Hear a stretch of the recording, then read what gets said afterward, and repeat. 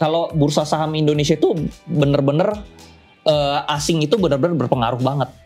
Jadi kalau asing keluar duitnya itu pasti semua saham anjlok bro. Gue tuh sebenarnya tahun ini tuh gue mau porto gue tuh naik sekitar 50-100% aja bro. Tapi tahun ini gue udah 500%. Oke, ini by popular demand nih. Banyak yang minta Andri supaya datang lagi gara-gara banyak yang cuan bro. Mungkin cuan DSSA, Pani, Adro gitu. Banyak yang cuan kita tahun ini ya. Iya. Terus kemarin gue sempat nge-storyin kan, kayak ada siapa yang ada pertanyaan, titipan. Terus ada 2 yang stand out lah. Nomor 1 itu adalah pasangan istri Andri kayak gimana dan nyasar. Terus nomor 2 yang paling banyak itu adalah udah bukan the next Pani lagi, the next Adro apa? The next Adro, ya. Kalau the next Adro sebenarnya lebih gampang daripada next Pani bro. Karena Adro kan nggak sampai 100% kan.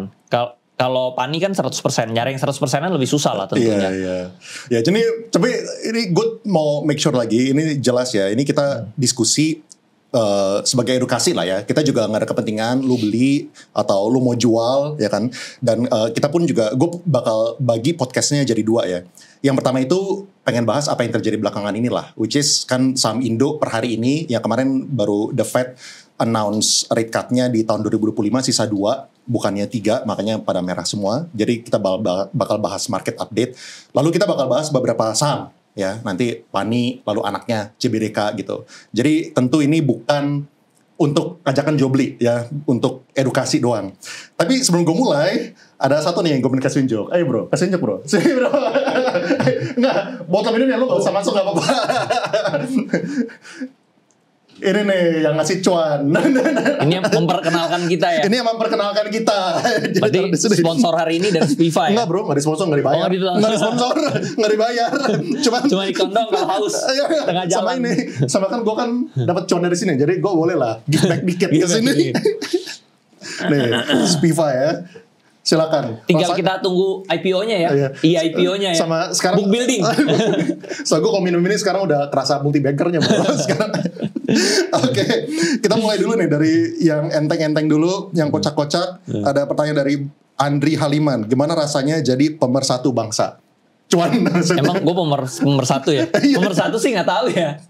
Mungkin di saham lah. Iya, di saham pasti lah. Ya.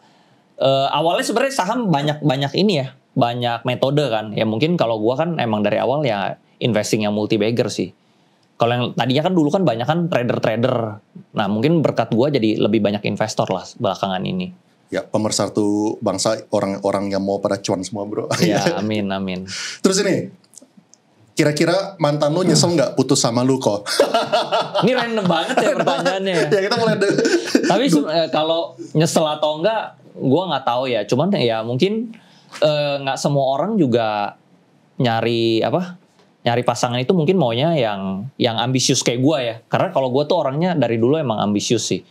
Jadi mungkin beberapa orang kan seneng aja jadi orang biasa-biasa. Kalau gue nggak mau bro jadi orang biasa-biasa.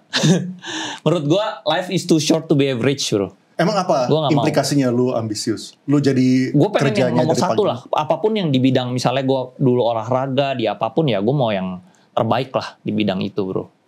Gitu. Jadi yang pasti kalau lebih bahagia atau enggak, nyesal atau enggak, gue nggak tahu. Tapi yang pasti lebih kaya enggak? Yang pasti enggak. Iya. Terus ini ada dari Ricky nih, mau say thank you aja sama bro Andri. Tahun ini gainnya cukup untuk renov rumah. Mantap nih bro. Nah itu sebenarnya banyak ya bro ya. Kayak tahun ini tuh temen gue yang beli sports car aja, kayak kita tahu ya ada satu beli Ferrari. Itu kalau beli Mercy itu banyak banget bro. Mungkin beli Mercy ada 5 orangan kali yang gue kenal ya. Yang gue kenal mungkin lebih banyak lagi. Nggak kasih tahu lu. Iya, nggak kasih tahu gue, kan nggak enak kan. Jadi mereka diem-diem. Nah cuman itu banyak banget kalau beli mobil sih. Kalau beli apartemen yang kasih tahu lu, ya kan nggak semua orang kasih tahu. Sampai ada yang beli, sampai bangun villa di Bali gede juga ada bro. Itu mungkin udah 2 orang. Gitu. Jadi banyak sih menurut gue yang hidupnya berubah lah. Ada yang dari cuman pedagang biasa, cuma pakai tabungannya 300 juta, sekarang duitnya udah, kemarin ibu-ibu ya, kayak inci-inci, cuma sekarang duitnya mungkin udah 3,5 miliar sampai 4 miliar. Cuma dari 300 juta bro. Gitu. Mantap. Oke, sekarang kita ngomongin market condition bro. Ada apa hari ini? Kenapa hari ini tanggal 19 Desember merah semuanya? Ya itulah opa kita yang di Amerika itulah, si Powell ya. Si Powell kan dia menurunin rate cut 25 poin ya. Jadi dari segi makro US dollar jadi bagus bro.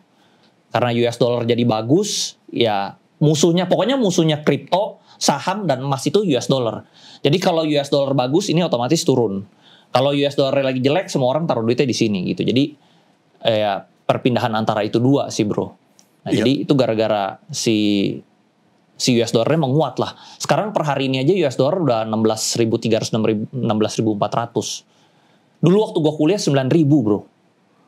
Ya kan mungkin waktu lu kuliah juga kan 9 ribuan ya sedolar ya. Jadi udah naiknya lumayan drastis. Nah tapi kan pelemahannya saham Indo ini kan bukannya cuman per kemarin doang kan. Tapi asing ada pun juga yang udah, MSCI itu loh. Yang tadi penurunan tadinya bobotnya 2%, sekarang di Indonesia tuh bobotnya jadi tinggal 1,5%. Oh gitu. Jadi sekarang banyak sih implikasi. Jadi asing tuh keluar semua. Ada yang dia mendingan, udah gue mendingan pegang US dollar aja, US dollar kuat gitu. Itu sejak kapan ya yang dirubah? Jadi sekitar 2 bulanan lalu lah. 2-3 bulan. Makanya 2 bulan ini deras banget keluar asing. Nah saham-saham yang blue chip itu jelek bro jadinya. Karena saham-saham yang dipegang asing itu bakal terdampak. Nah kalau saham-saham gue kan asingnya dikit. Jadi gak terlalu terdampak gitu loh. Gitu. Iya. Jadi yang asingnya banyak itu yang terdampak. Oke. Nah terus tapi boleh sharing konteks gak sih? Kan The Fed kan mangkas rate. Kalau misalnya The Fed mangkas rate, harusnya kan Indonesia ikutan mangkas rate juga. Nah kan harusnya kalau misalnya kita ngomongin BI rate juga diturunin, prospeknya ya ke depannya. Ya itu kan artinya kan equity harusnya jadi lebih baik lah. Orang daripada mereka nabung di bank atau beli obligasi, ya mereka mendingan masukin ke saham. Betul. Gitu kan. Ya. Nah kenapa ya? Kayaknya kalau Indonesia telat bro. Kalau bursa saham Indonesia itu bener-bener asing itu bener-bener berpengaruh banget. Jadi kalau asing keluar duitnya itu pasti semua saham anjlok bro. Makanya kalau kita lihat berapa hari ini tuh yang keluar semua rata-rata big banks. Nah karena big banks itu paling banyak asing. Ya jadi drop bro. Mungkin Indonesianya menyusul kali ya. Dia mengikut. Biasanya kan Indonesia kan niru-niru asing. Oh asing turunin ya dia nanti turunin. Cuman karena belum ada berita apa-apa ya mungkin belum. Iya. Ada ini gak sih kayak sejarahnya ya. Kapan sih asing itu bakal balik lagi? Kan itu semuanya siklus kan. Biasa sebenarnya tuh dia sekitar bulan Mei itu dia balik. Dia out. Biasa tuh bulan Juni, Juli. Biasa akhir-akhir tahun ini sebenarnya Santa Claus Rally, bro. Cuman ini emang agak beda ya dari tahun-tahun sebelumnya ya Indonesia gitu. Iya. Tapi kalau misalnya buat lu pribadi gimana? Gimana 2024 ini buat lu? Kalau gue so far sih bagus banget ya. Gue achieve over target lah tahun ini. Kok bisa? Emang target gue tuh sebenarnya tahun ini tuh gue mau porto gue tuh naik sekitar 50-100% aja bro. Tapi tahun ini gue udah 500%. Overall portfolio gain ya. 500% bro. Jadi kalau orang-orang lain masih jelek, portfolio gue bagus banget menurut gue. Itu pun udah dihitung pani yang lagi turun sekarang ini bro. Gitu. Tertingginya kan 19.000 kan. Nah itu karena mungkin gue ada permainan repo bro. Oh. Jadi pas itu gue dapet dana repo, gue hajar lagi sahamnya naik, gue jadi untungnya berkali-kali lipat. Reponya untuk beli panik? Ya kurang lebih lah. Gue nggak bisa kasih tahu komposisinya, cuman ya kurang lebih ada paninya juga besar. Jadi begitu paninya bullish, gue untungnya kan jadi banyak sekali bro. Gitu. Iya. Tanpa mengurangi komposisi gue barang gue yang lama, gue dapet cash baru lagi, gue timpuk lagi. Kan naiknya jadi berlipat-lipat seperti itu. Ya, tapi kalau misalnya teman-teman masih karena pani aja 300%, ditambah repo ya jadi more than 500% lah gua tahun ini. Iya, bukan untuk teman-teman ya repo ya, tolong ya. Karena repo itu nggak bisa semua orang ya, karena dia ada personal guarantee-nya gitu loh. Gitu. Cuman buat orang gila doang. Iya. Cacing-cacing, naga-naga pokoknya. Tapi semua orang. Kalau misalnya menurut lu kan tahun depan kita juga ada berita secara makroekonomi menurut lu kayak gimana? Kan PPN bakal naik gitu kan. Lu ada pendapat nggak di situ? Menurut gua bisnis tertentu pastinya terdampak lah. Mungkin kayak bisnis consumer ya. Walaupun dia bilang yang ini cuman berlaku untuk barang mewah ya. Tapi kan tentunya barang-barang mewah ini kan juga pakai raw materialnya barang-barang sih, jadi semua kena lah menurut gue imbasnya. Jadi gue juga baru balik dari Dubai kan bro ya. Gue belajar tuh pas di Dubai ya. Kalau misalnya kita pergi ke mall di Jakarta gitu ya, orang-orang tuh rata-rata cuma ke mall tuh makan atau nggak nonton. Tapi mereka jarang pegang belanjaan gitu bro. Nah kalau gue ke Dubai bro, gue lihat orang-orang tuh rata-rata pegang belanjaan. Dari situ gue lihat tuh daya beli di Dubai itu kuat banget buying powernya. Compare tuh Indonesia tuh buying powernya tuh lemah banget bro. Nah ini juga ada implikasi gara-gara pajak. Di Dubai itu semua pajak tuh 0%. Kendaraan juga 0% bro. Tahunannya juga 0%. Makanya di situ sports car tuh masif gitu loh. Jadi menurut gue makin kita persulit pengusaha itu bakal domino effect ke pengusaha, bakal ke buying power, ke retail semua bakal kena. Gitu. Jadi menurut gua harusnya tuh Indonesia bersaing pajaknya dikecilin justru bukan digedein gitu loh. Oh kayak kita lihat di Dubai gitu pajaknya kecil tapi orang jadi daya belinya kan jadi banyak. Gitu loh. Orang jadi belanja, orang jadi invest, beli properti, beli mobil kan semua uangnya ngalir semua, bro. Itu kalau yang gue pelajari. Tapi apakah ada kaitannya ya mereka kan kaya, mereka ada minyak gitu. Indonesia kan nggak punya, makanya butuh naikin pajak. Mungkin nggak perlu sampai 0, tapi setidaknya bisa bersaing lah sama tetangga sama Vietnam. Kalau nggak pasti asing-asing mendingan taruh di Vietnam. Atau nggak misalnya presiden kita bilang ya udah untuk barang mewah aja. Ya akhirnya orang-orang belanja barang mewah ke luar negeri bro. Gak belanja ke Indonesia, semua belanjanya ke Singapura, ke Dubai. Akhirnya Indonesia selalu nggak dapat apa-apa gitu loh. Bahkan kalau kita misalnya di Jepang gitu ya, lu belanja misalnya di Donki gitu ya, lu bisa tax refund 10%. Di Dubai tax refund 5%. Di Singapura juga lu bisa tax refund 10%. Di Indonesia lu bayar full kena lagi PPN 12%. Ya akhirnya gak ada yang belanja bro di Indonesia. Gitu. Bener, malah kita orang Indonesia sengaja pergi ke Eropa buat belanja. Yes, lucu betul, kan? Harusnya betul. duitnya bisa di Indonesia. Betul. Tapi malah kita ke Eropa buat beli iPhone 16. Nah, ke Singapura. Iya. Jadi menurut gue jangan dijegal, jangan dipersulit gitu loh. Justru biarin buka aja, mereka jadi belanja kan itu duit berputar bro. Mungkin efeknya mungkin pemerintah dapatnya dikit, tapi kan jumlahnya banyak jadi cuannya banyak bro. Daripada lu gedein akhirnya lu gak dapet sama sekali. Iya. Gitu. Nah tapi dengan kondisi yang seperti itu lu lihat di tahun 2025 dan sekarang asing udah pada keluar semua. Menurut lu apakah sekarang ini waktu yang baik buat mulai masuk? Terutama misalnya kayak saham banking gitu misalnya. Nah kalau masuknya kapan menurut gua pakai money management gue lebih gampang. Karena gue kan bukan orang teknikal ya. Jadi kalau gue misalnya emang ini udah murah. Contohnya misalnya BRI. Dia udah murah banget nih di 4 ribuan gitu ya. Ya kalau menurut gue kalau yakin gue masuk aja misalnya 30% dulu atau 50% dulu. Nanti dia turun di bawah 11% baru nanti gue averaging lagi. Pasti gue dapet barang paling bawah. Karena lu mau dapet yang paling bawah itu susah sekali bro. Timing the market yang paling bawah tuh susah. Gitu loh. Lu ini gak sih ada berusaha buat timing the market misalnya kayak Pani gitu ya.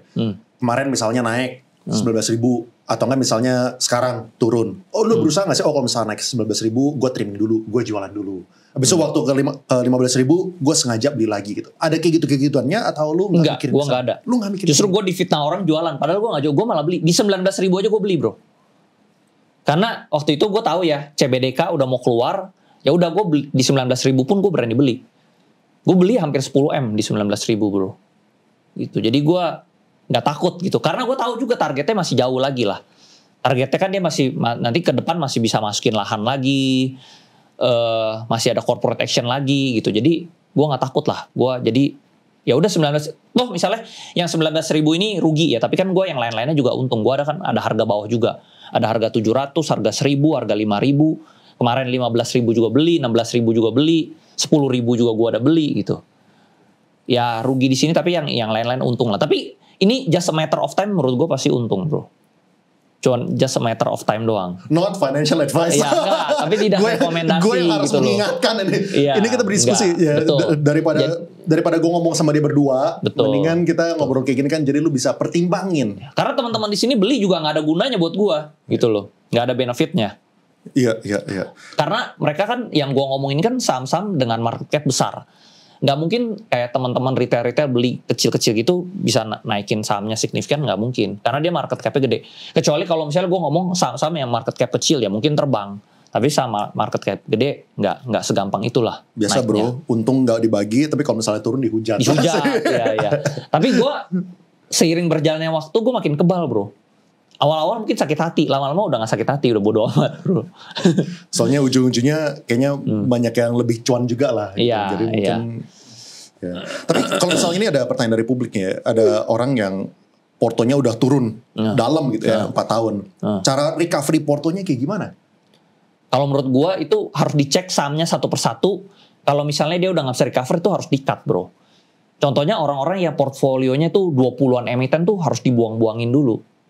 Dibuang-buangin, dicuci bersih, baru fokusin nih. Misalnya dari 20 ini tinggal sisa kekumpul cash misalnya 2M. Nah, baru 2M ini lu mau masuk saham mana yang bisa balikin kerugiannya. Lu benar-benar harus terfokus. Karena kalau lu terlalu banyak, bro, gua sendiri aja nggak bisa pantaunya. Kalau gua saham gua benar-benar setiap hari gua pantau terus. Bener-bener setiap hari, bro. Depan layar. Sampai Bro Leon kalau chat tuh gue balasnya lama. Iya. Tapi ini ya apa namanya, ada orang tuh juga punya mindset nunggu balik lagi, bro. Misal udah merah, udah minus 30%, tunggu balik lagi baru beli. Nah itu nggak boleh, itu salah sebenarnya. Karena lu nunggu dia balik lagi kalau dia nggak ada apa-apa, dia nggak ada corporate action, itu nggak susah lagi, bro, baliknya. Gitu. Jadi lu benar-benar harus tahu yang lu beli ini targetnya bisa naik ke berapa, lu harus tahu gitu dari awal. Gitu. Jadi contoh saham-saham yang gue beli, gue tahu ini harga wajarnya tuh di berapa harusnya. Jadi gue berani beli gitu di harga segitu. Di harga tinggi pun gue berani beli gitu. Walaupun sekarang merah, gue tahu itu cuman merah temporary doang gitu loh. Lu ada ini gak sih sektor saham yang lu tahu lu nggak bakal mau masuk? Ada tentunya, bro. Tentunya sektor-sektor yang gue nggak ngerti, kayak contohnya misalnya yang gue paling anti ya, F&B, itu gue paling anti. Karena menurut gue nggak ada tuh perusahaan bisnis restoran tuh yang bisa bertahan 50-100 tahun tuh jarang, bro. Nggak ada. Tuh. Nggak ada yang skalanya besar. Ya mungkin saat ini paling gede mungkin Haidilao ya, IPO di Singapura ya. Tapi kalau yang lain-lain menurut gue nggak ada ya. Gitu. Jadi F&B gue anti. Consumer goods juga gue sebenarnya agak anti ya. Karena consumer goods itu juga musiman ya. Sangat bergantung sama daya beli masyarakat. Kalau daya beli masyarakat melemah, ya turun. Atau misalnya ada makanan lain yang lebih enak, ya dia pindah gitu. Iya. Terus kalau misalnya kita ngomongin saham banking ya, kayak menurut lu, tadi kan BRI per hari ini 4.080 gitu ya. Kan itu kan ya bisa-bisa aja kita mulai entry gitu. Cuma kalau misalnya saham-saham banking yang lain kayak gimana? Kayak antara banking-banking yang menurut lu masuk akal untuk dipelajarin, top 3 lah gitu, menurut lu apa? Sebenarnya kalau lihat dari undervalue dong, gue sendiri nggak masuk saham banking ya, bro ya. Tapi kalau gue lihat secara undervalue, cara analisa kayak misalnya Warren Buffett value investing gitu ya. Ya misalnya BNGA itu kan undervalue. Terus NISP kan juga undervalue gitu loh. Paling ya ini gitu. Kalau turun ya beli lagi karena kan dia undervalue. Contoh kayak misalnya kita pegang barang murah deh, dia turun lagi lebih murah, ya lu beli lagi lebih murah. Mau seberapa murah sih? Pasti kan ada limit kalau beli barang murah. Yang takut itu kalau kita beli barang mahal, turunnya itu nggak ada limit, bro. Tapi kalau kita pegang barang murah, limitnya, turunnya itu ada limitnya, gitu loh. Ya, tapi money management-nya kayak gimana, bro? Soalnya kan biasanya ya yang terjadi itu adalah waktu naik mereka pada FOMO udah beli, ya kan? Waktu turun udah kehabisan peluru, bro. Atau enggak kayak gini nih, misalnya sekarang kita anggap murah, kita takutnya kalau misalnya turun lagi, ya kita udah kehabisan duit duluan gitu di bawah. Nah, kalau menurut gua, kita harus bisa tahu, bro, takarannya kira-kira turunnya seberapa dalam. Kalau misalnya turunnya bakal dalam nih, misalnya kayak ekonomi nggak jelas gitu ya, kita jual dulu aja, nanti kita beli lagi di bawah. Nah, tapi timing the market tuh susah. Kebanyakan orang yang kayak, udah gue jual dulu, gue mau beli lagi di bawah, ujungnya malah dia belinya di atas. Gitu, tuh susah. Kalau misalnya memang bisa prediksi seperti itu, ya udah jual dulu, nanti kalau memang beneran turun beli lagi. Cuman rata-rata kalau yang gue lihat mereka nunggu, kayak tunggu nanti lebih dalam lagi, tapi begitu lompat, sekali lompat 8% ketinggalan gitu loh. Itu yang pengalaman gue juga seperti itu gitu. Dulu misalnya gue mau timing, akhirnya ketinggalan gitu. Nah, lu kan bilang kayak misalnya saham-saham banking itu lagi relatively undervalued lah, compared to yang normalnya gitu kan. Yes. Kenapa lu sama sekali nggak punya exposure di situ? Karena gue ada saham-saham lain yang menurut gue gainnya lebih gede gitu loh. Contoh misalnya gue masuk BRI deh. BRI kan udah turun ya 4.000 ya harganya. Itu sebenarnya kalau gue misalnya ada duit lagi, ya mungkin gue masuk BRI oke. Cuman gue ada saham lain yang menurut gue bisa naiknya tuh 50-100%. Kenapa gue harus masuk BRI gitu loh. Jadi gue belum lihat ke BRI sih. Oke. Tapi kalau misalnya teman-teman yang lain nggak bisa milih, kan nggak semua orang bisa milih saham kayak gue ya. Jadi ya udah kalau mereka emang ngertinya itu ya mereka masuk BRI, nggak salah sih. Tapi kalau gue selalu mainnya memang yang alternatif yang kecil-kecil itu loh. Kayak Yang backdoor listing lah rata-rata. Gue emang fokusnya tuh di saham-saham backdoor listing sama merger and acquisition, bro. Kalau dia nggak ada merger acquisition, nggak ada backdoor listing, nggak ada corporate action, gue nggak masuk. Kayak BRI ya cuman business as usual, gue nggak masuk. Ya. Gitu. By the way, kalau misalnya aus ambil aja ya bro. Terus bukan buat display kok, diminum bisa. Nggak dibayar juga gue, harusnya dibayar. Anyway, terus ini bro, ada orang yang nanya tips mengatur portfolio untuk investor modal kecil, let's say 10 juta. Nah, menurut Andri Hakim gimana? Dulu kalau duit gue kecil ya bro ya, gue pakainya trading limit. Gue emang nekat bro. Soalnya kalau lu susah banget ya, lu cara gedein capital ya lu pakai trading limit lah. Kalau lu rekam jejaknya bagus tuh sebenarnya ya sukses itu bukan soal uang. Karena uang itu tuh banyak yang mau kasih kita uang bro. Lu trading limit lu dapat uang, lu margin lu dapat uang, lu repo dapat uang, lu ke bank lu dapat uang. Uang itu di mana-mana. Bahkan lu bisa partner sama teman lu dapat uang. Uang itu di mana-mana. Uang itu semua orang di dunia bro. Kantongnya itu ada uang. Dan semua orang tuh sebenarnya mau kasih uang itu ke teman-temannya, yang penting dia yakin dia bisa dapat return gitu loh. Cuman kita balik lagi ke diri kita punya skillnya nggak, kita bisa dipercaya nggak, itu doang sebenarnya. Nah kalau misalnya uangnya kecil 10 juta ya tes dulu pakai, kalau gue emang gila gue pakai trading limit. Tapi kalau misalnya teman-teman yang belum yakin ya tes dulu, misalnya 100.000 200.000 belajar 1 lot 2 lot trading. Nanti seiring berjalannya waktu kan itu kepercayaan diri timbul bro. Kepercayaan diri itu timbul karena lu sering menang. Gitu. Kalau lu sering menang, lu percaya diri lu makin meningkat, akhirnya lu berani nih masukin uang lebih gede gitu loh. Akhirnya lu berani pakai trading limit. Nah, tapi buat yang baru mulai, gua nggak saranin langsung pakai trading limit. Karena mereka belum ada kepercayaan dirinya belum ada gitu loh. Nanti begitu rugi, dia malah kena mental. Nah, orang yang rugi terus, rugi, akhirnya dia kena mental, akhirnya dia nggak bisa bangun bro. Makanya buat ilangin mentalnya itu, dia harus menang dulu kecil-kecil. Gitu. Jadi kayak sama lah kayak perang. Sebelum lu bisa menang perang gede, lu harus menang dulu peperangan kecil bro. Jadi lu kepercayaan diri lu timbul gitu loh. Ya. Nah kalau gue trading limit ya pakainya. Tapi bukan buat orang yang 10 juta ya. Ya. Not for everyone. Enggak. Karena trading limit tuh lu 10 juta lu bisa jadi 50 juta.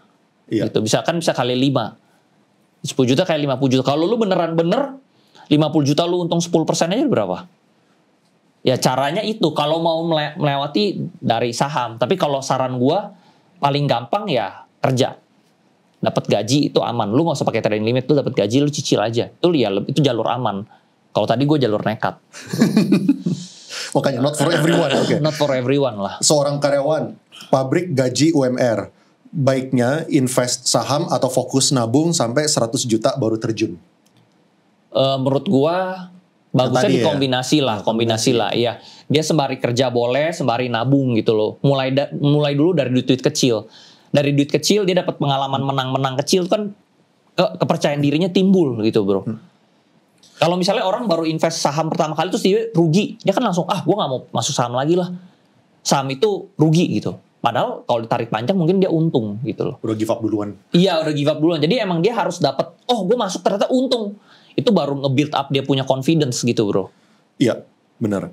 Tapi kan ya sayangnya itu kan, misalnya kayak di Amerika itu kan terkenal banget dengan investasi di indeks kan. Kayak misalnya kayak SPY, QQQ. Kayak very easy lah. Lu tutup mata, lu masukin duit itu rata-rata bisa dapat 15% setahun gitu misalnya. Tapi di Indonesia, IHSG itu tuh per hari ini tuh minus 5%. Yes, betul. LQ45 yang seharusnya tuh kita punya hero 45 stocks gitu, minusnya 15% gitu kan. Nah, mungkin gara-gara itu kan juga kayak gue tuh selalu ngelihat saham Indonesia tuh lebih sulit dibandingkan saham US. Saham US kayak lebih gampang gitu. Kayak Google, Apple, kayak kita tau lah itu kan. Yes. Nah, kenapa sih menurut lu bisa berbeda antara performance-nya indeks US sama indeks Indo? Menurut gua kalau lu main saham gede ya, saham gede US itu lebih gampang daripada daripada blue chipnya Indo. Kayak contohnya blue chipnya US ya, gua ada masuk ke Nvidia nih bro. Nvidia udah 200%. Facebook juga, mereka tuh blue chipnya lebih bagus. Kalau kita pun Indo kita ya, blue chip kita itu sangat tergantung sama asing bro. Jadi kalau asing keluar, ya kita keluar, kita ambles sahamnya. Begitu asingnya masuk, sahamnya naik. Makanya kalau kita lihat tuh blue chip Indo itu lebih sideways bro. Dia susah uptrend gitu loh, susah naik gitu loh, susah bullish. Karena dia sangat bergantung sama asing. Sedangkan kalau si US ini dia nggak bergantung sama asing, dia bergantung sama lokal dia sendiri. Lokalnya juga kuat. Bahkan orang-orang asing dari seluruh dunia juga beli saham blue chipnya Amrik. Jadi kalau buat jangka panjang, tarik jangka panjang nih, lu beli saham blue chipnya Amrik lu pasti menang. Sedangkan kalau lu beli sahamnya blue chip Indonesia, lu bisa aja balik ke awal bro. Karena sangat berpengaruh sama asing. Gitu. Minus bro. Iya. Nah betul. Nah kecuali di Indo lu bisa main yang kayak gua, yang lu mainnya yang kecil-kecil, yang backdoor listing. Iya. Karena backdoor listing itu dia under value-nya tuh jauh sekali bro. Iya. Gitu. Kalau lu IPO, rata-rata orang IPO kan maunya jual harga mahal kan. Kayak contohnya misalnya gua IPO inilah, pasti kan gua mau jual ini semahal-mahalnya. Gua nggak mau jual murah. Tapi kalau backdoor listing itu sebenarnya ibarat kayak IPO tapi salah harga bro. Itu adalah backdoor listing. Karena dia diakuisisi perusahaan yang gede, mengakuisisi yang kecil. Jadi ini udah pasti ini salah harga bro. Jadi salah harganya tinggi sekali. Ini yang kemungkinan gue bisa multi bagger. Apakah itu. Backdoor listing ini kayaknya kemarin dimulainya sama Pani ya? Semua itu kayaknya nggak ada kan? Banyak bro. Atau itu yang bikin heboh? Enggak sih, banyak. Sebelumnya kan gue ada akuisisi, kan gue untung dari Arto, BBHI. Itu backdoor listing juga? Itu akuisisi sih, iya. Enggak, itu akuisisi. Akuisisi, ya, yang backdoor listing kayak... Tapi akuisisinya yang gede juga. Iya. Gitu. Yang paling ketara sebenarnya emang Pani sih. Iya. Paling ketara Pani. Iya. Tapi ya gue ada main-main juga yang lain-lain ya. Lu tahu lah, lu udah untung juga, itu kan juga backdoor listing ya. Iya. Gitu. Jadi memang backdoor listing itu gede, jauh under value-nya. Nah, tadi ya bro, kalau misalnya kita ngomongin kayak misalnya indeks atau enggak kalau misalnya kita ngomongin kayak mutual fund itu, reksadana saham gitu misalnya. Kan bisa dibilang sebenarnya reksadana saham itu dikelola sama orang yang bisa dibilang orang pinter lah gitu. Kan mungkin lulusan universitas bagus gitu kan. Tapi kalau misalnya kita lihat returnnya itu mungkin 2% itu setahun gitu kan. Ya gue pernah bilang lah berkali-kali gitu bahwa menurut gue reksadana saham itu high risk dan low return gitu kan. Nah kenapa menurut lu bisa kayak gitu? Nah karena kan dia kayak contohnya gue ambil kelas WMI gitu ya bro ya. Itu tuh walaupun lu masuknya reksadana saham, lu tuh gak bisa 100% masuk saham bro. Lu tuh mungkin sahamnya cuma bisa masuk 70-80%, sisanya tuh lu harus campur-campurin yang lain. Nah campur-campurin yang lain itulah bikin hasilnya returnnya kecil. Terus juga lu kan komposisinya lu gak bisa masuknya yang high risk. Yang kayak gue masuknya misalnya Pani atau beberapa saham-saham gue yang backdoor listing lain, itu kan semua high risk. Mereka tuh rata-rata mainnya yang aman-aman, blue chip gitu loh. Terus udah gitu campur lagi sama saham-saham yang lain, sama ya keuangan-keuangan yang lain, ya produk keuangan yang lain, ya jadinya returnnya nggak bisa gede gitu bro. Oh, ada keterbatasan itu yang nggak bisa returnnya gede. Sedangkan kalau gue masuknya yang high risk gitu loh, high risk high return. Tapi menurut gue itu low risk. Buat orang-orang yang di capital market itu high risk. Oke, boleh jelasin nggak kenapa? Menurut lu, kenapa menurut orang itu high risk, menurut lu itu low risk? Kayak contohnya misalnya Pani. Pasti kalau kayak orang capital market pasti bilang ini high risk. Karena lihat PE-nya gede, BV-nya gede, ya macam-macam. Tapi kalau gue kan, gue ngelihatnya more than that. Gue lihatnya kan ini ownernya mau bawa kemana gitu loh. Masih masuk aset lagi nggak? Future value-nya lebih besar lagi nggak? Gue lihatnya lebih dari itu bro. Gue lihat kepentingan ownernya mau dibawa kemana gitu loh. Contohnya misalnya dia mau masuk MSCI, dia harus harganya di atas 25.000. Ya gue tahu ini pasti ke arah sana gitu loh. Hari ini turun ya karena asing ada keluar, atau misalnya orang-orang tahun ini Pani udah untung 300% ya dia jualan dulu. Tapi kalau ditarik panjang dia pasti balik ke harga itu. Karena buat dia masuk indeks kan dia harus 25.000 ke atas. Seperti itu. Kenapa lu ada kan ya oke, mereka ada target misalnya 25.000. Gue pengen nanya juga cara ngitung 25.000 itu gimana. Tapi kan kalau misalnya ya gue gak tau deh, dia boleh di ngomongin sama orang atau enggak ya. Tapi lu pernah kasih tau gue kayak intinya lu cuma pegang sahamnya sedikit lah. Yes. Jumlahnya berapa? Gak tau boleh ngomong gak sih?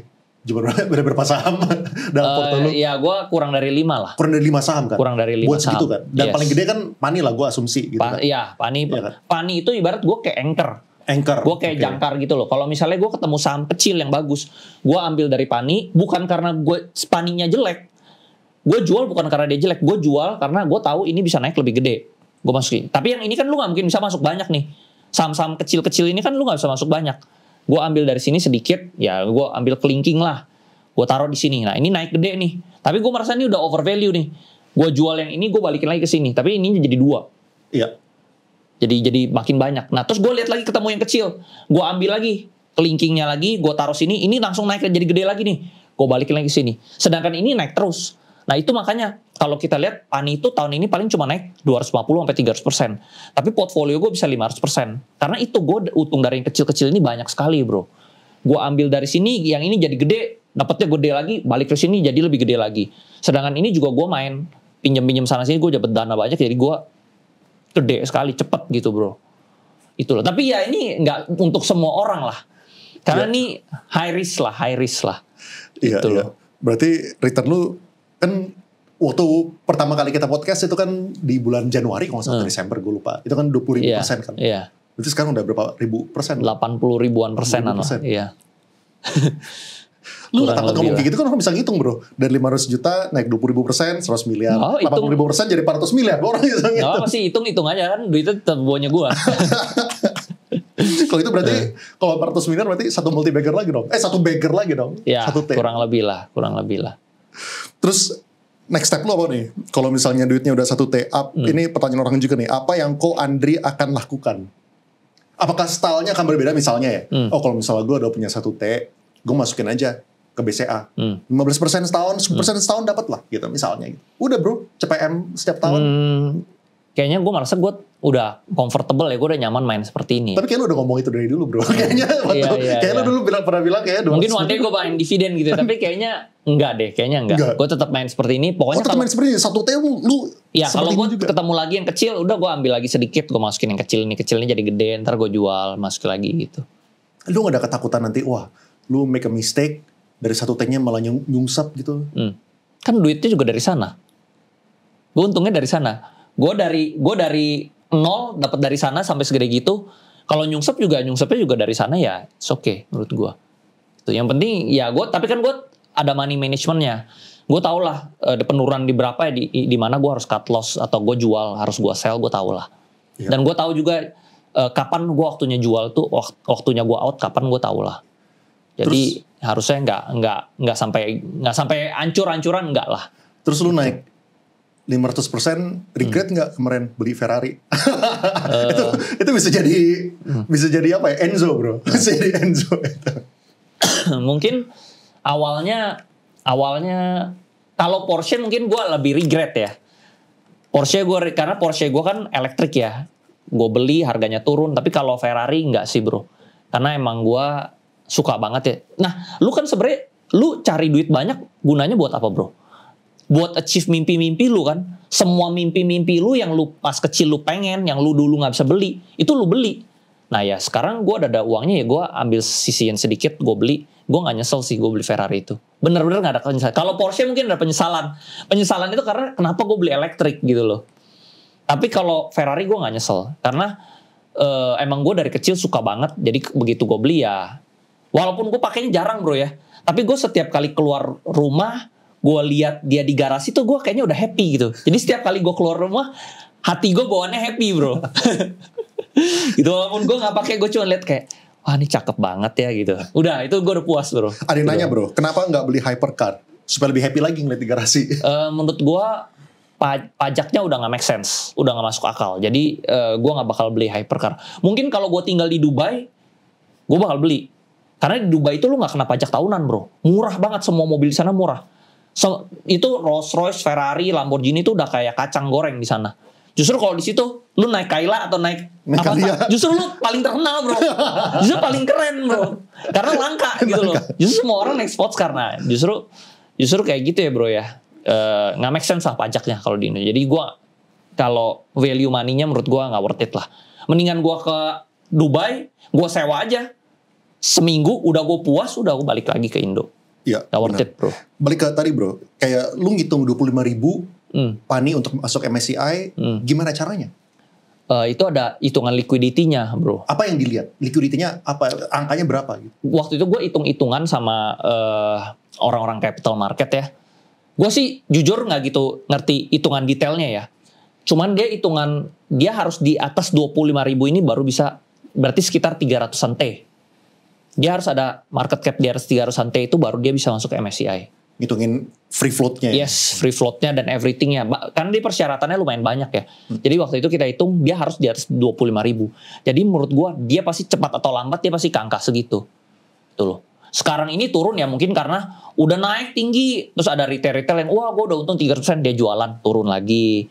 Atau nanti udah naik lagi. Terus ada asing yang jualan turun lagi. Tapi itu cuman masalah waktu lah. Pasti dia ke angka segitu bro. Gini bro, kalau misalnya kita ngikutin kepentingan owner ya, kan kepentingan owner oke lah. Ya kita udah establish kalau misalnya ownernya itu bisa masuk ke MSCI, dia banyak keuntungannya gitu kan. Mungkin dia bisa exit sedikit, dia bisa repo gitu kan.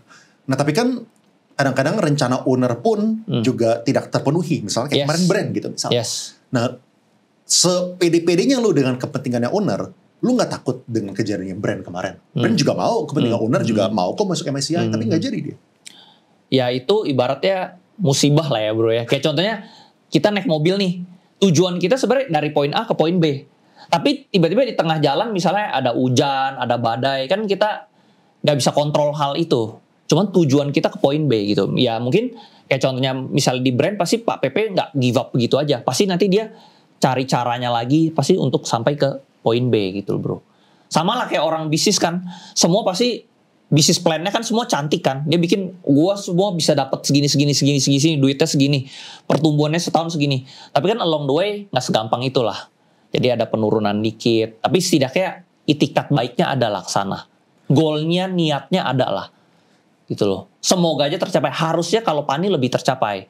Karena PANI itu lebih rame. Gitu loh. Jumlah publiknya lebih banyak. Masyarakatnya banyak. Free floatnya juga lebih banyak. Gitu. Harusnya tercapai ya. Kalau misalnya tercapai sih orang udah bisa ngitung komentar lagi T ini. Gue sekali lihat PANI naik 5%, oh Andri kaya. Lu harus lihat juga PANI lagi turun, Andri lagi miskin makan Indomie. Makan Indomie. Lagi makan Indomie sekarang. Bulan ini ya. Sampai tahun depan gue makan Indomie dulu bro. Tapi lu boleh sharing ini gak sih bro, banyak orang. Karena PANInya gue gak mau jual, jadi gue makan Indomie aja. Sacrifice diri sendiri. Bahkan duit sisa-sisanya top up gitu ya. Top up. Malah top up kan. Lagi murah kan malah hajar kan. Hajar dong. Hajar. Nah lu boleh sharing ini gak sih bro, banyak orang yang belum tahu. Gue kemarin, by the way kemarin teman-teman mungkin banyak yang gak tahu ya, kayak dia video reviewnya Andri Hakim itu dia baru tahu setelah publish itu. Juga dia baru tahu juga. Tapi gue sempat spill di situ bahwa keluarga lu tuh punya 2 perusahaan yang IPO itu gara-gara kita pernah ngobrol kan. Boleh gak sih sharing background itu gitu? Kalau yang satu mungkin yang orang paling tahu ya BBHI ya bro ya.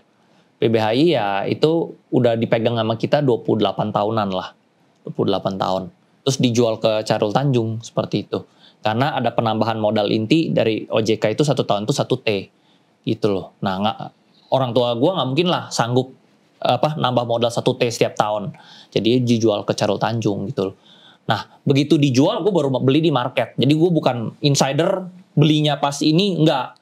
Gue belinya di market. Jadi keluarga gue udah jual semuanya, nggak ada keluarga gue nggak pegang sama sekali. Gitu. Bahkan pakai nomini juga nggak ada, nggak. Udah benar-benar jual bersih ke CT.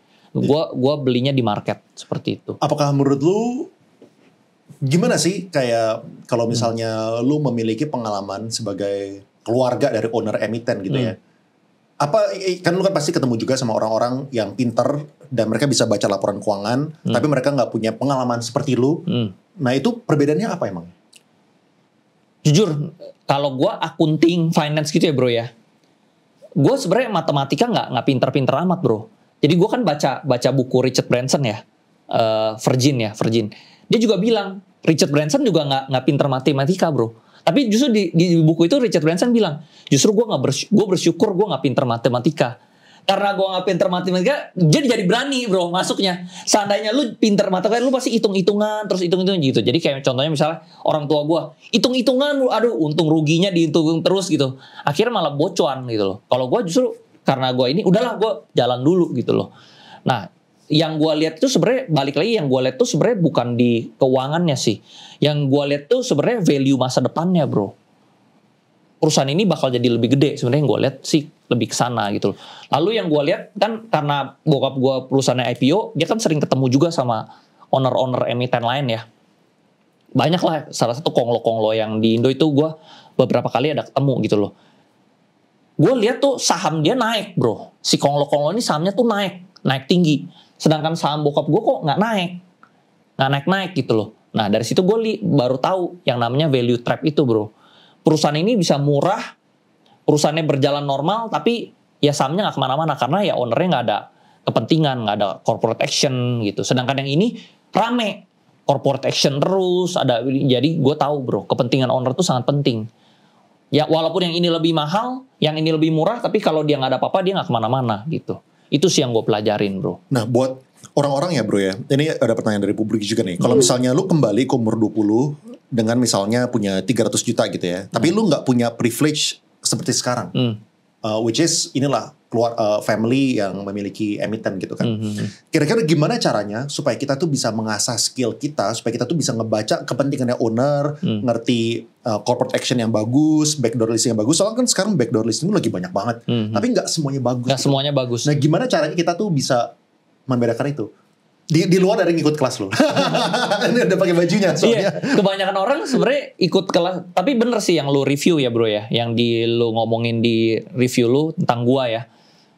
Orang itu ikut kelas gua. Padahal intinya gua ajarin orang itu supaya dia bisa nyari saham yang multi bagger juga. Tapi kebanyakan mereka akhirnya ngikut saham yang gue beli. Itu yang lu ngomong bener sebenarnya. Sebenarnya yang multi bagger tuh banyak. Bukan cuma yang gue pilih juga. Cuman mereka tuh maunya cari yang nyaman, yang aman juga. Ya, Belinya yang gue beli. Makanya setahu gue orang-orang yang ada orang yang ngikut kelasnya terus menerus setiap bulan itu cuma mau tahu paninya udah beli atau udah jual atau belum, iya. atau malah nambah gitu. Iya, gitu loh. Jadi setiap bulan ngikutnya supaya tahu dengerin. Harusnya nggak begitu. Harusnya dia bisa pilih sendiri gitu loh. Tadi pertanyaannya apa ya? Pertanyaannya malah lupa. Gimana caranya supaya kita tuh bisa mengikuti jejak lo yang kita tidak memiliki background family, keluarga emiten gitu. Nah itu sebenarnya pengalaman bro. Itu dari pengalaman bisnis, lu harus ngerti. Lu harus bisa memvaluasi perusahaan kayak gini itu kira-kira berapa. Nah kalau itu gue dapat dari pengalaman kerja sih bro. Dari pengalaman kerja gue tau lah. Terus gue kan jalan bisnis banyak. Gue jadi tahu kira-kira perusahaan kayak gini itu wajarnya berapa, perusahaan kayak gini wajarnya berapa gitu loh. Jadi itu pengalaman sih, itu pengalaman bisnis lah. Apakah menurut kalau misalnya nggak ada pengalaman susah bro. Dia pikir tuh semua right issue bagus, semua backdoor listing bagus, karena dia nggak ada pengalaman. Kalau gue dulu PT bokap gue lumayan banyak bro ya. Nah itu gue tuh urusin soalnya. Gue ngurusin ini dibikin jadi holding begini, ini dipecah misalnya yang properti bikin ada holding propertinya. Kalau misalnya yang ada hotel masuk juga di holding properti. Nah itu gue ngurusin bro. Jadi gue ngerti ngevaluasi. Oh yang dengan ini dimasukin hotel di sini, properti juga di sini, perumahan di sini. Gue tahu oh jadi holdingnya tuh valuasi berapa. Contoh misalnya bokap gue ada tambang juga ya. Tambang dia juga bikin holding, lalu di bawahnya baru tambang 1, tambang 2, terus baru dia bikin lagi ke bawah. Jadi misalnya dia ada tambang misalnya tanah liat gitu ya. Tanah liat semua. Pasir semua, tapi semua mimpinnya satu holding. Nah itu gue jadi ngerti susunan begitu bro. Nah ini pengalaman sih ya, pengalaman kerja sih. Tapi ini kan buat orang-orang yang nggak punya link ke sana gimana? Kalau yang harus kerja bro. Harus kerja pengalaman. Oke, intinya gini ya, intinya kalau misalnya orang baru lulus, menurut lu kalau kayak gitu nggak make sense buat dia tuh langsung menjadi full time investor. Iya. Kalau kayak gitu kan? Dia tentunya dia nggak bisa sejago yang orang experience lah bro. Gitu. Ya. Bisa ya mungkin ngikut-ngikutan gitu loh. Nah lu kalau misalnya nggak kenal saham, kira-kira lu bakal bisnis apa bro? Masih gembel gue sekarang. Masih gembel gitu. Karena gue tahu kerja itu ada limit bro. Kerja itu ada limit. Gaji itu ada limit. Terus lu bisnis juga ada limit. Contoh gue dulu bisnis ya. Misalnya gue bisnis alat berat lah ya. Alat berat nih. Gue pertama beli. Terus gue udah kumpul duit nih. Akhirnya dapat cash nih. Cash ini gue mau lebih gede. Gue harus beli lagi. Cash ini jadi alat kedua. Kekumpul nih. Jadi alat ketiga. Kekumpul nih. Jadi alat keempat, kelima, dan seterusnya. Jadi gue sebagai pengusaha. Gue gak pernah merasakan gue punya uang banyak. Uang gue tuh selalu habis terus bro. Karena buat beli aset lagi. Nah sama juga gue di impor ya. Dulu gue bisnis impor. Itu juga sama bro. Misalnya gue impor nih. Tadinya gue impor 1 dus. Udah untung nih. Buat gue lebih gede lagi, keuntungannya gue harus beli jadi 2 dus.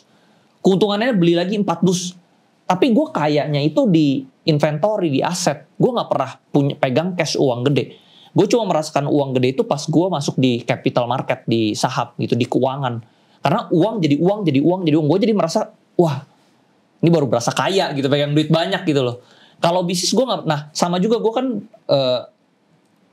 ketemu banyak orang yang mau IPO gitu ya bro ya.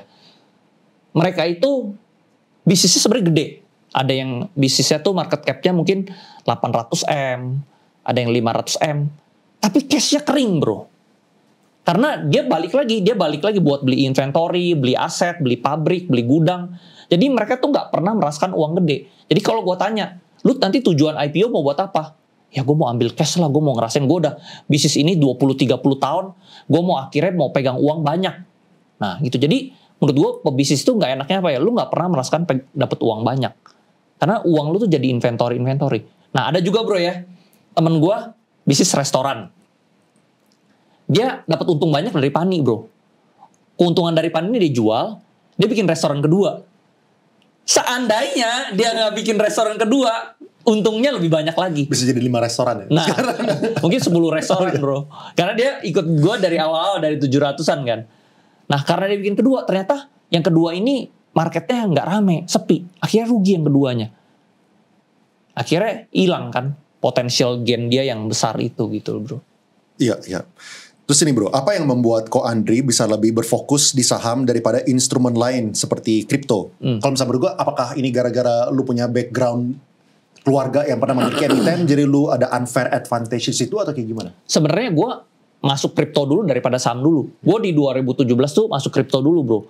Lalu kripto itu winter, turun, udah gitu nggak naik-naik lagi, gue rugi. Terus di 2020 gue jual, padahal di 2021 naik. Nah terus menurut gue yang pengalaman gue di kripto itu unpredictable, susah ditebak bro. Karena lu mainnya itu sama bandar-bandar yang asing, ini asing gede-gede banget bro, gitu loh. Contoh misalnya kalau kita lihat Bitcoin udah naik nih tinggi nih, pasti tinggal tunggu waktu, dia pasti tarik dulu ke bawah. Itu buat ngejemput orang-orang yang ngelong atau nge-short bro. Dia turun lagi, itu makanannya para broker-broker yang punya exchange-nya, betul. Nah jadi lu tuh pasti dimakanin sama exchange bro, paling gede. Nah jadi susah lah, unpredictable lah. Terus kalau lu investasi di meme coin itu menurut gua lu kayak orang idiot bro. Lu kayak apa? Beli sesuatu yang ada harganya, cuma merasa one day ada orang yang lebih tolol dari lu beli lagi lebih atas gitu loh bro.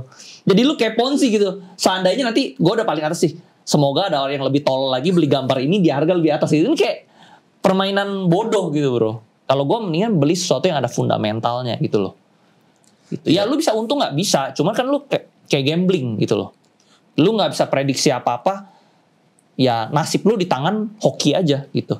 Kalau ada orang yang naratif lu kebetulan lagi naik, ya lu untung. Nah kalau gue di saham yang gue beli semuanya pasti naik bro.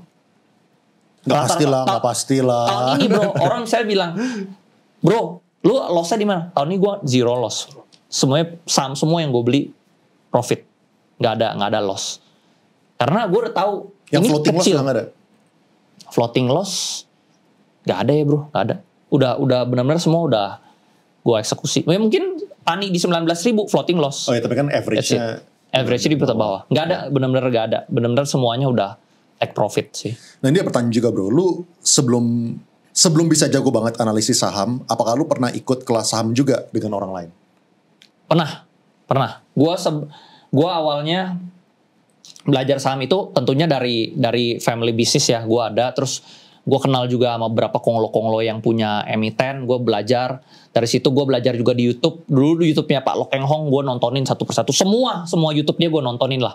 Yang direkam sama orang-orang lain gitu ya. Gue nontonin. Terus gue ikut juga seminar saham juga. Gue baca juga bukunya Warren Buffett. Nah dari situ ilmu saham kan banyak nih bro. Ada yang technical, ada yang fundamental, ada yang macam-macam, ada yang value investing. Dari gue belajar itu, gue tahu mana yang benar, mana yang nggak benar. Gitu loh. Jadi yang nggak benar yang mana nih? Nah, janganlah, kita nggak usah menyinggung yang sana lah. Oke. Wih, minum dulu bro. Oh boleh. Silakan. Gue udah bukain tadi. Oke, ini kita juga mau masuk ke part 2. Part 2 itu ngomongin CBDK sama Pani. Gitu, makanya gue selalu bilang, Pani itu ke 100.000 tuh dia possible. ke 200.000 juga possible. Kenapa? Karena lah asetnya tuh gede. Nah, nice-nya itu nanti jadi convention center terbesar di Indonesia. Nah, ini bakal jadi recurring income dividen. Jadi sebenarnya kalau yang gue lihat sama seperti Adaro dan AADI. Adaro itu nanti mainnya capital gain, AADI ini mainnya dividen.